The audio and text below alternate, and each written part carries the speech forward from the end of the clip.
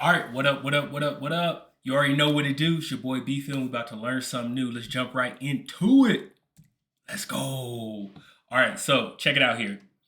If you recall, this is what we were doing before. We were doing a customer classification LLM system. So effectively, you have a store, your e-commerce owner, you have some customers that are new, and you want to classify if there would be a good fit for your particular product based on some survey you sent them through at the beginning of your funnel.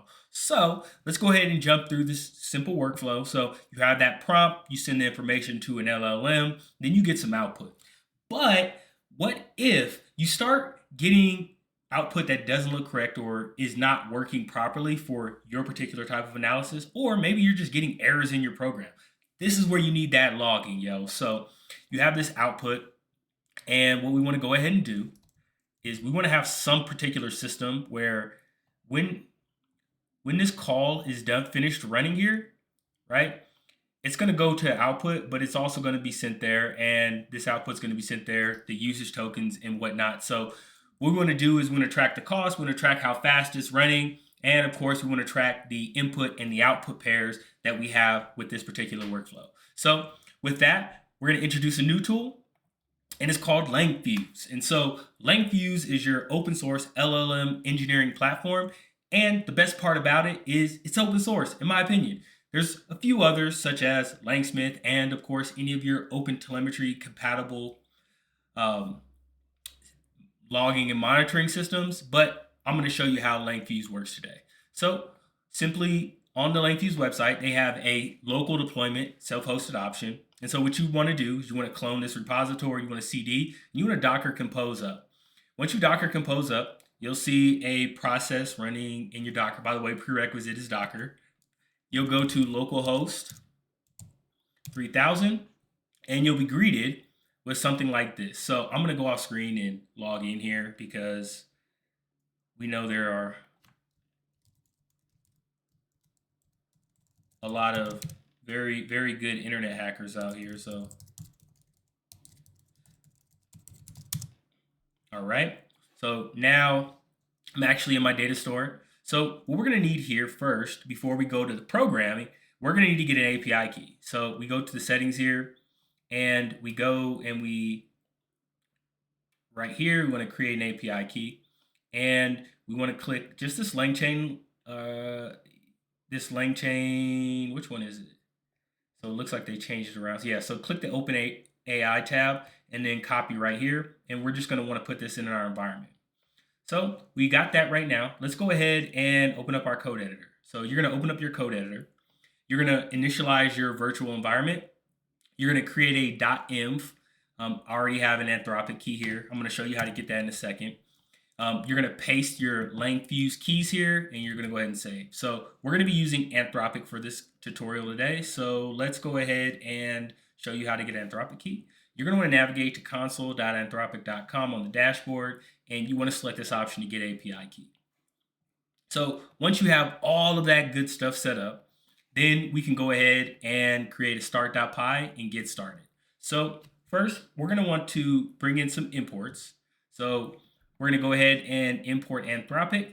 We're going to bring in the types usage. This is going to be used to track the tokens from our particular call. We're going to bring in Langfuse. This is going to be, of course, the SDK for the logging and monitoring platform, the LLM monitoring platform.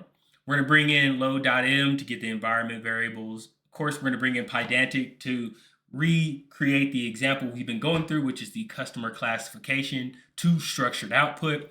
Then we're going to bring in instructor and UUID. Next, we're going to go ahead and instantiate the Langfuse client by going Langfuse equals Langfuse. Next, we're going to go ahead and create the instructor client from Anthropic. So we're just going to pass in the Anthropic object, get a client that's patched by instructor so we can go ahead and get simple structured output. Next, we're going to go ahead and create our Pydantic class. And of course, just like last time, we have the classification output, classification, and then an explanation. Next, we're going to go ahead and specify our categories. This is shortened from last time, but we're going to go best, mid, and worst, right? Because some stuff is just mid. And we're going to do our customer information. We got Brandon is an avid cat lover and has a thing for parrots. He doesn't prefer dogs. Great. This is our customer information. Somehow you got that from your survey, right? You got your surveys asking your customers questions and these good things, because this is how we build great products for our people. So next, you have this business niche, which of course we're in the e-commerce store that sells dog toys. And then we want to go ahead and create our prompt. So here we're going to go ahead and classify the customer, and then we're going to pass the customer information. Then we're going to say, here's the categories. And we're going to go ahead and pass these categories in there. And then we say, here's the business niche. And then we pass in the business niche. Now, you may have seen prior to the last, if you've seen the last video, what we had to do is pass in the actual format. With instructor, we don't have to do that. This isn't an instructor video, but I wanted to show you that just in case you watched the previous video on this particular use case.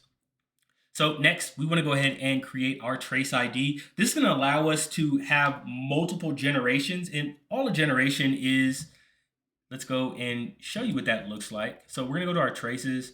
We're going to go to one of these pro tasks, right? And this is a generation. So you have your trace, and just think of it as a bucket or a box where we go ahead and throw a bunch of these LLM generations in. So we generate some junk, and then we throw the junk into the box. There you go. And from there, right, you're going to go ahead and store all of these, and we're just going to call them trace generation. You end up getting things like this, right? Your input, you end up getting this output. Of course, if you have some status message, and of course you can add some metadata. We're going to keep this very, very, very simple today.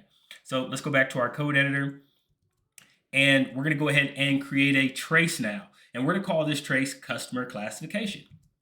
Next, we're going to create a generation. And this generation is created from that trace, which you'll be like, oh, Brandon, this should be going to that same trace though, right? And you'd be correct. I'm typically used to these single clicks, so I get PTSD when I don't have the trace ID already generated beforehand. So we're going to go ahead and pass in the trace ID, the name, classification, and of course the model we're going to be using, which is Claude 3 Haiku. Next, with instructor, we can go ahead and get the structured output and the raw LLM call. And so how we're going to do that is we're going to go and use the completions, create with completions method to go ahead and get both of those. We're going to pass in the model. Of course, we're going to pass in our messages. We're going to fill in our response model with our Pydantic model. And then we're going to go ahead and specify max tokens equals 4,000.